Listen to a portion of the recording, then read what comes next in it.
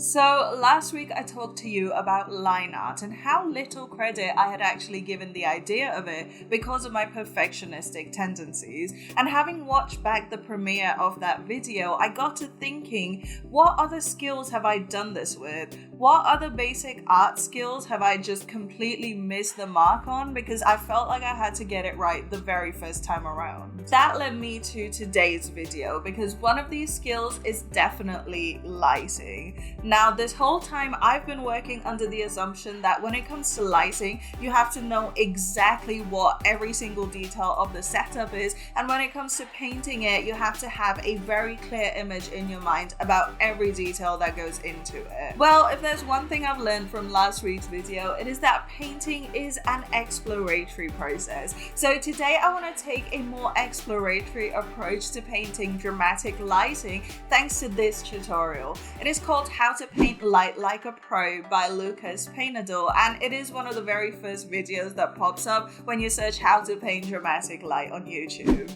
And having watched this tutorial, I found his technique to be way more creative and allowing of exploration. So today I want to try out his technique and keep with the Technique Tryout series and see how this goes. Will it work? Will it not? I don't know, but we're gonna find out. I'll link Lucas's video down below. Make sure you go check it out. There is so much to learn. And if you enjoyed this video as well, please remember to like and subscribe. Comment below any other techniques you want me to try out for this series. But without much further ado, let's take a look at another Technique Tryout featuring Lucas Painador.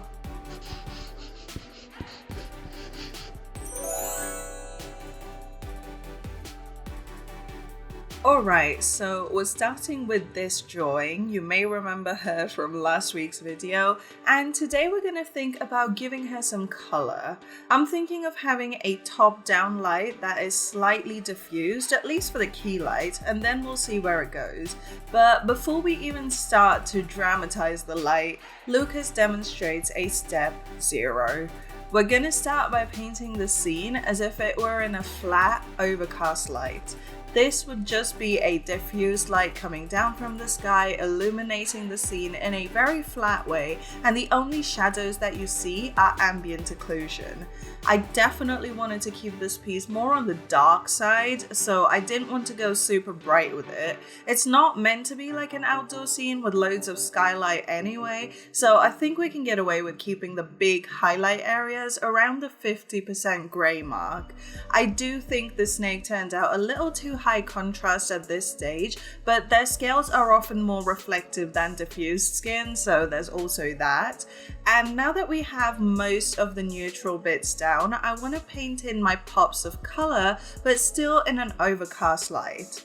I definitely want some red in there and some dark teal to contrast it. And now, after all of this, we can actually start to paint in some drama. He did mention working from the background forward, but I want to keep the background fairly abstract here. However, Lucas does mention how painting the background first helps us set the mood for the entire piece and decide what primary light source we're going with. Here, like I said, I definitely want a fairly diffuse key light, but I'm also thinking that maybe the red around her could cast a nice subtle secondary light around the silhouette. Obviously, in a more realistic scene, you would want to think about light sources like the sun, moon, street lamps, fires, and so on, and then base the characters on that source. With a source picked out though, the next thing we're going to do is actually pick a color from the background and use it to plunge everything in the shadow. Lucas suggests creating multiply layers filled with this color and making a separate layer for each individual element in the scene. I did 3 multiply layers here for the character, the snake, and the background. I do feel like the background multiply layer was a little redundant since most of it didn't eventually make it to the end piece, but we are here to trust the process. The next step is where this workflow differs from most other dramatic light workflows, because instead of just masking out the shadows where you want to reveal light, Lucas uses a more nuanced approach. We're actually going to duplicate the original paint layer and bring it on top of the multiply shadow layer. Then we're going to adjust the color curves to make the colors brighter and more saturated, as if the ambient light had just gotten way brighter and bigger. And we do the same thing to all the other elements in the scene, just brightening and saturating a copy of the original painted layers and pulling the copy above the multiply layer. And now this is where the magic happens. We're going to create a transparency mask on the duplicated layer and paint it black so the entire layer disappears and we're seeing the multiply layer underneath again. And then with a white, we gently paint back into the mask the areas that would be hit by the key light. I went with an airbrush here initially because I wanted the light to have softer edges. Because everything is fairly dark, I do want her to be lit by a gentler glow. I feel like that works to contrast the message of the piece, which, like I said last week, is about the Kundalini awakening process. And while the process is often seen as harsh and sudden, that is not always the case, and sometimes you have a softer, gentler, slower rising. That's kind of what I'm going for here. However, the airbrush eventually made it all too wishy-washy, so what I did instead was start over and painted the white into the mask with a solid chalk brush from my brush pack, and then smudged out the edges with a smudge brush, also from my brush pack, hashtag always plugging. I don't think Lucas mentioned any specific brushes you should do this process with, so I think it's more about the look that you're going for. But he does mention how by doing it this way, you're essentially painting in with a brightly lit version of the character rather than painting away the shadow to reveal a flatter underpainting. I did the same thing with the snake, though here I did go back and forth between flat areas of light and light hitting individual scales. I think a good mix of the two should give us that sense of smooth but scaly texture. With the background, I actually decided to paint in little lighter red stripes by hand because it really didn't make much of a difference since the color underneath is pretty flat anyway, but in either case, so far so good. The next step, and this is probably where this tutorial really shines, is to add secondary light. More specifically, to do it with an addition layer. This is going to be a fun way to add more color, dimension, and story to the piece. So like I said, I want the red from the background to hit her silhouette, so that's exactly what we're gonna do. I'm definitely using an airbrush this time, and with a new layer set to addition, I'm just gently brushing in around the edges of her hair, around the sides of her torso, and even in the edges of her arm. Plus, for a little extra razzle dazzle, I'm going in and giving her a little glowy underlayer in her hair just by the neck. Huge fan of this effect, by the way. I love the idea of having like secret glowy hair under several layers of regular hair. There's just something so fascinating about quiet magic like that. And then just to really push it, I also started to throw in some bits in a bluey teal. I really wanted some extra complexity in this piece because it all felt a little too red shifted, but in an unbalanced way. The real challenge was throwing the secondary light on the snake. I still wanted it to look primarily white, but white is really quick to reflect color, so it felt a little messy and muddy. I then decided to go blue with the background, and actually I really like this one better. Nothing to do with the tutorial, but it just makes the silhouette stand out more, I think. And then it was time to refine the secondary light, and indeed the whole painting.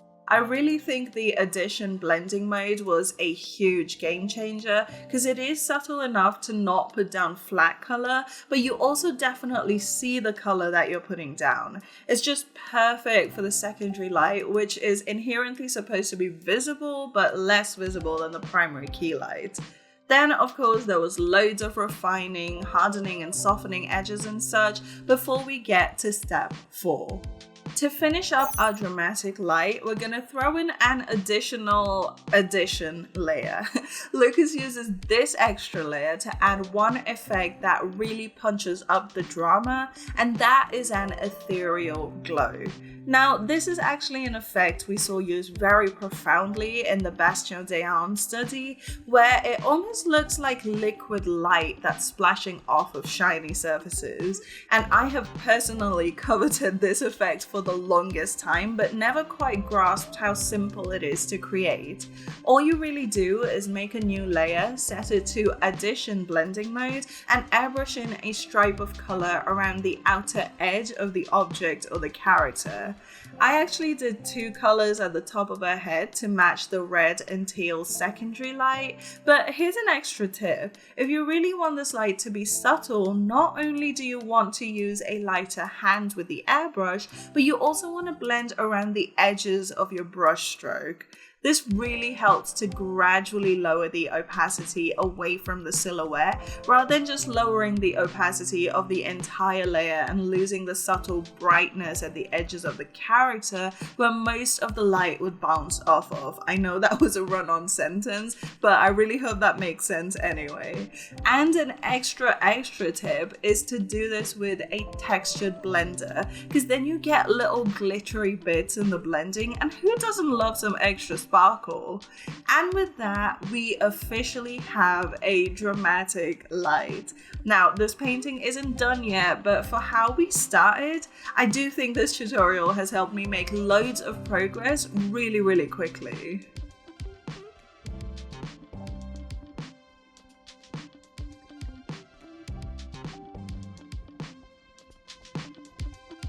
See, this is why I love this series so much, because I basically get to be a professional student. But honestly, you guys, there is so much incredible knowledge out there, and it is so important to constantly upgrade your skills. Thanks so much again to Lucas for this incredible tutorial. Like I said, I've linked it down below. Make sure you guys go check it out and show him some extra love for me. And if you enjoyed this video, then please remember to show it some extra love as well by giving me a big thumbs up and hitting that subscribe button. Like I said, if there are any other techniques you'd like to try out, or you want to tell me what your biggest takeaway from this video was, you can feel free to leave a comment down below, or come tell me in my Discord server, which I have also linked down in the description below. Quick reminder that my brush kit for Critter and Photoshop are now available on Patreon and Gumroad. They contain completely new, completely customized over 60 brushes that I made from scratch. You can check them out at this link up here. I'll leave a little card for it, and thank you for supporting the channel. If you like this video, you will definitely like the rest of the Technique Tryout series. I'll leave the playlist down here. Make sure you check that out. Feel free to binge it. You'll love every single one of them. But with all of that said, thank you so much for hanging out with me. I really hope you've enjoyed it as much as I have, and I'll see you guys on the next one. Bye!